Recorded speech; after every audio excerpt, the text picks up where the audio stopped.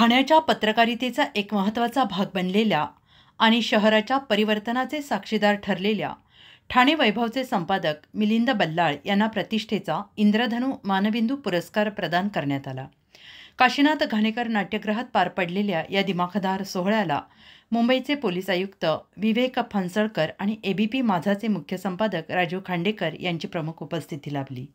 यावेळी ठाण्याचे पोलीस आयुक्त आशुतोष डुमरे, इंद्रधनु संस्थेचे अध्यक्ष रवींद्र अमृतकर तसेच अनेक मान्यवर आणि बल्लाळ यांच्या चाहत्यांची उपस्थिती होती।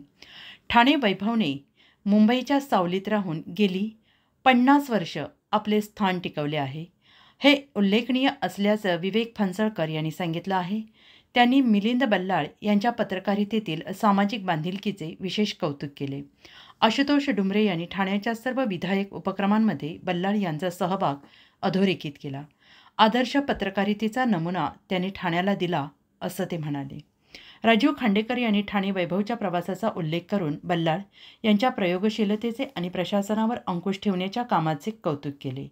मिलिंद बल्लाळ यांनी इंद्रधनु संस्थेचे आभार मानून सांगितले की हा पुरस्कार सुवर्ण महोत्सवी वर्षात मिळाल्याने नवीन प्रयोग करण्याची प्रेरणा मिळाली आहे। त्यांनी पत्रकारितेत विश्वासार्हता टिकवण्याचे महत्त्व अधोरेखित केले आहे। आव्हानांच्या काळातही ठाणे वैभवने मराठी आणि बहुभाषिक वाचकांना सामावून घेतलं आहे असंही ते म्हणाले। बल्लाळ यांनी आपल्या अनुभवाला फलंदाजाच्या दृष्टिकोनातून वर्णन केले।